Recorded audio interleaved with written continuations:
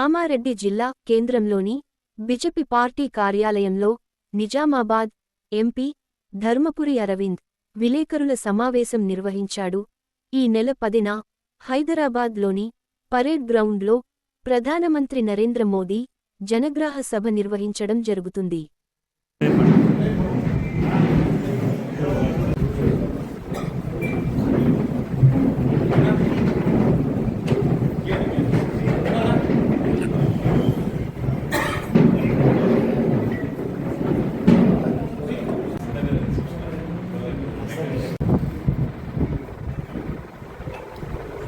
అందులో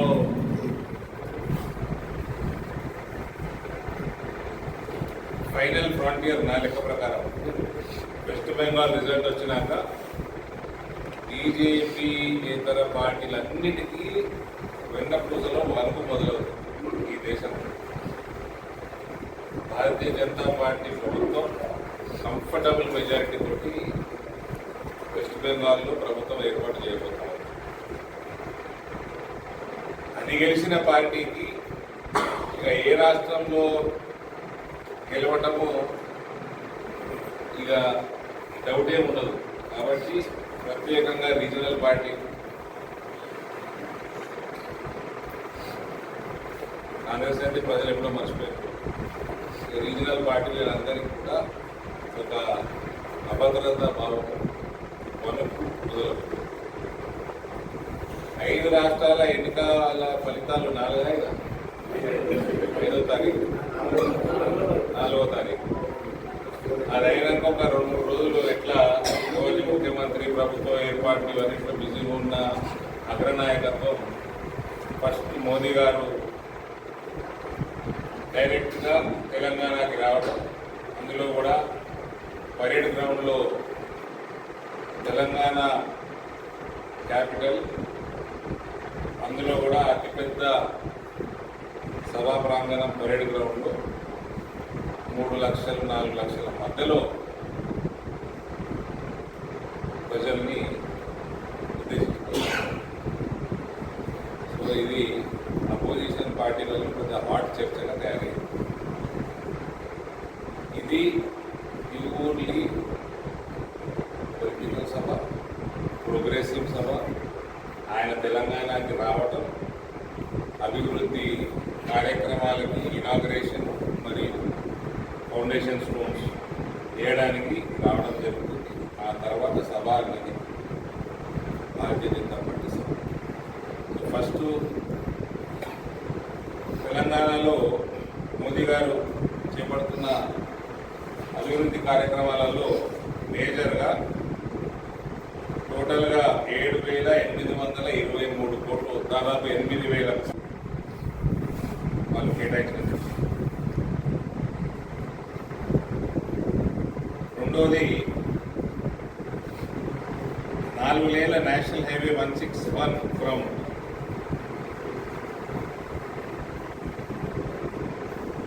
మహబూబ్ నగర్, వేరే రాష్ట్రం నుంచి మహబూబ్ నగర్కి రావడం. దీనికి 3,175 కోట్ల రూపాయలు మనకు కేటాయించడం జరుగుతుంది. రైల్వేస్కి సంబంధించి అమృత్ భారత్ స్టేషన్స్ ఇనాగ్రేషన్లు 2, దానికి ఒక 40 crores కేటాయించి అది అప్గ్రేడ్ చేసుకోవడం జరిగింది. PM ప్రధానమంత్రి మిత్ర టెక్స్టైల్ పార్క్ వరంగల్లో 200 crores పెట్టి అది రెడీగా ఉంది.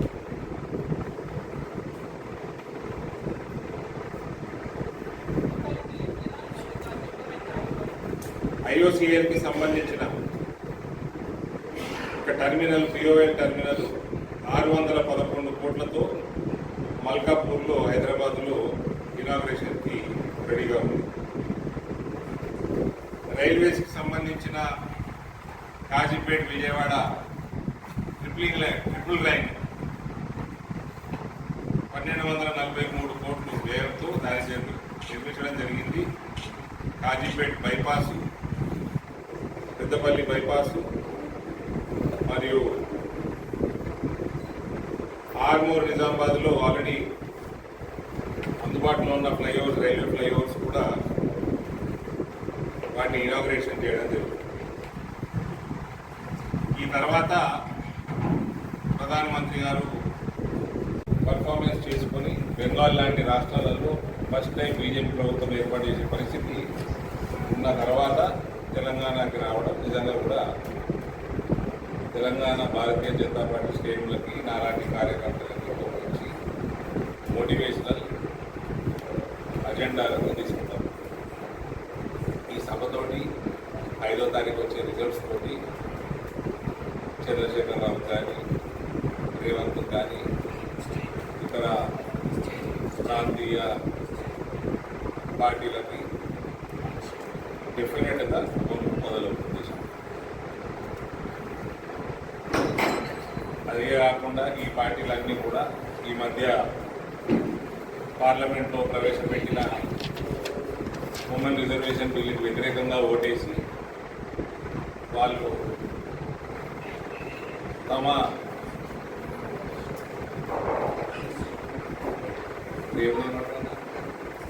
సమాధి ఆలే తుమ్ముకున్నట్టయింది. రానున్న కాలం మహిళా రిజర్వేషన్కి వ్యతిరేకంగా ఓటేసి స్విచోళ్ళు మహిళా రిజర్వేషన్ బిల్లు ఆల్రెడీ పాస్ అయింది.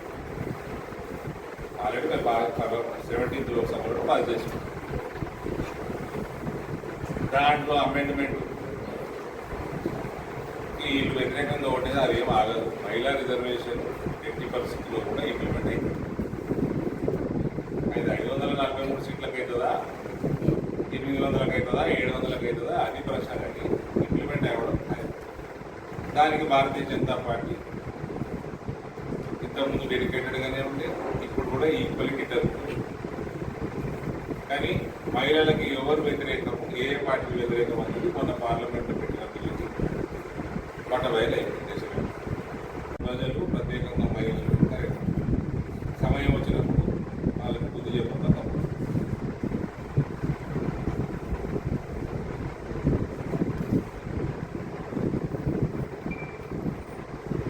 వరంగల్లో ఇది వ్యాగన్ ఫ్యాక్టరీ ఆల్మోస్ట్ ఇనాగ్రేషన్ ఉంది. నెక్స్ట్ ట్రిప్లో కూడా ఇనాగ్రేషన్ చేసేస్తారు ప్రధానమంత్రి గారు. ఇదివరకే అనేక వేల కోట్ల రూపాయల అభివృద్ధి తెలంగాణలో జరిగింది. మన హైవేలు, రైల్వే లైన్లు, రైల్వే స్టేషన్లు వేల కోట్ల రూపాయలు మనకి తెలంగాణకు కేటాయించడం జరిగింది. తెలంగాణ ప్రజలకి నరేంద్ర మోదీ గారి మీద అమితమైన ప్రేమ, అభిమానం, కాన్ఫిడెన్స్ అన్నీ ఉన్నాయి. వీళ్ళు ఎంతసేపు లేస్తే ఏమిచ్చిందని మీడియాలో ఏదో బురదలే కార్యక్రమం చేస్తాడు ఈ రేవంత్, అంతకుముందు ఉన్న కేసీఆర్. దీనికి క్రిస్టల్ క్లియర్గా నేను అడిగిన ప్రశ్న, తెలంగాణ నుంచి 2019-20 నుంచి ఎన్ని పైసలు తెలంగాణ నుంచి డైరెక్ట్, ఇండైరెక్ట్ ట్యాక్స్ల ద్వారా కేంద్రానికి అందినాయి, వాపస్ ఎన్ని వచ్చినాయంటే రూపాయికి 87 పైసలు వాపసు వచ్చినాయి తెలంగాణ. దాని లిస్టు మొత్తం కూడా పార్లమెంటు సెషన్లోనే వచ్చినప్పుడు కూడా నేను నా సోషల్ మీడియాలో పెట్టడం జరిగింది. ప్రతి రూపాయికి 87 పైసలు వాపసు తెలంగాణకు వచ్చింది. కేవలం రాజకీయం కోసం, మనుగడ కోసం ఏదో బురదలే కార్యక్రమాలు తప్ప మోడీ గారి మీద, భారతీయ జనతా పార్టీ మీద తెలంగాణ ప్రజలకి అమితమైన కాన్ఫిడెన్స్ ఉంది.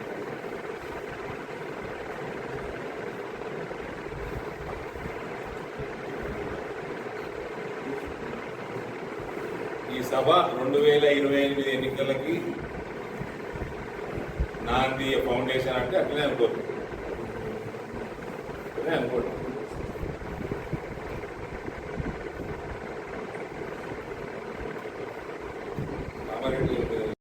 దేశం మొత్తం మార్పు జరుగుతుంది. ప్రధాన కారణం పశ్చిమ బెంగాల్ బీజేపీ వస్తుందని అంటున్నారు కదా, ఒక ప్రాంతీయ పడక దెబ్బతిన్నంత మాత్రాన్ని దేశం మొత్తం కూడా మార్పు అవుతుంది మీరు అంటున్నారు. మమతా బెనర్జీ గారు ఆమె యొక్క జీవిత రాజకీయ ప్రయాణం చూస్తే ఫైనల్గా కమ్యూనిస్ట్ కాంగ్రెస్ బాగా బలమైన ఒరిజినల్ పార్టీగా ఇది అక్కడ అటువంటి ప్రాంతంలో మమతా బెనర్జీ గారిని ఓడించి భారతీయ జనతా పార్టీ ఈ మధ్య ఢిల్లీలో కూడా ఓడించినాము. అదొకటే కాదు, బీహార్లో గెలిచినాము, ఢిల్లీలో గెలిచినాము, దేశం మొత్తం బీజేపీ గెలిచింది. కాబట్టి మీరు ఈ బెంగాల్ మమతా బెనర్జీని ఓడించినప్పుడు ఈ రేవంత్ ఎంత పీనట్టే కదా అంటుడు ఆయన. అది అప్పుడు అనిపిస్తుంది కానీ అడిగింది.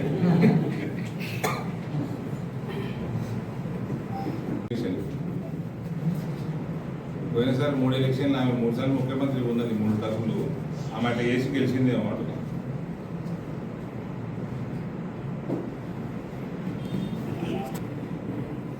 అసంభవం, ఎవరు ఏమి చేయలేదు. అది ప్రపంచ స్థాయిలో దాని మీద అధ్యయనం జరిగిపోయింది. Nobody can happen EVMs.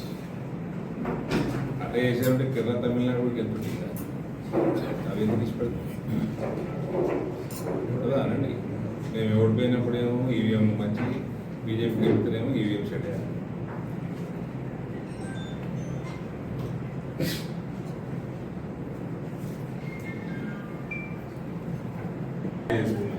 ఎవరేం చేయలేదని అప్పుడే అర్థమైంది.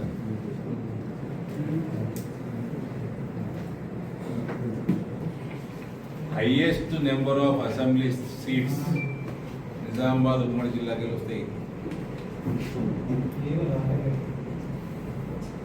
హైయెస్ట్ నెంబర్ ఆఫ్ అసెంబ్లీ ఎమ్మెల్యేలు మన ఉమ్మడి జిల్లాకి ఒకసారి రాసి పెట్టుకో.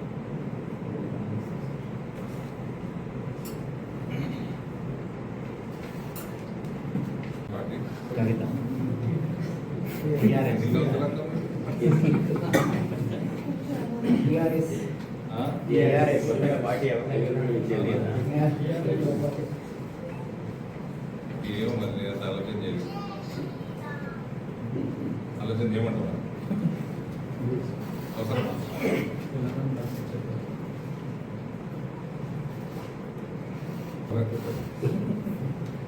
ప్రజల మీద ఉండకపోవచ్చు కానీ ఆయన నాయన మీద,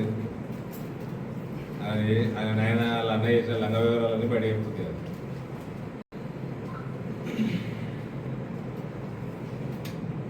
అంటే ఆమె సత్యపుస కాదు కానీ వాళ్ళ అన్న వాళ్ళ నాయన చేసాయని బయట పెడుతుంది.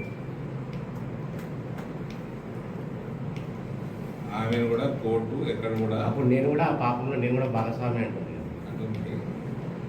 ఈ లిక్కర్ స్కామ్లో కూడా ఎవిడెన్స్ లేదు అని మాత్రమే కోర్టు అన్నది. సిబిఐ మళ్ళీ వెళ్ళిపోయింది ఎయిర్పోర్ట్. ఎవిడెన్స్ లేదన్న మాత్రాన క్రైమ్ కాలేదని కాదు, స్కామ్ కాలేదని కాదు. కల్వకుంట్ల కుటుంబంలో ఎవరు సత్యపుసగా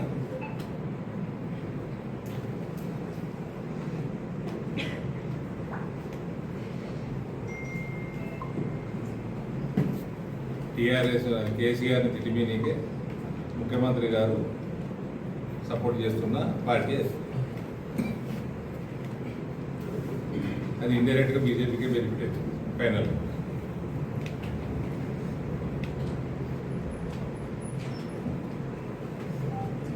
ఇంకా ఎక్కువ వస్తారు గ్రౌండ్లో మాత్రం అనుకుంటాం. మన ఉమ్మడి జిల్లా నుంచి డిస్కషన్ అందరూ పైన అదే కింద లేమంటారు. మోడీ గారు సభ తీసుకొచ్చారని వచ్చారు. మనకి సౌలభ్యం ఏర్పాటు చేసేస్తాం. సౌలభ్యాలు అంటే కేసీఆర్ బిర్యానీ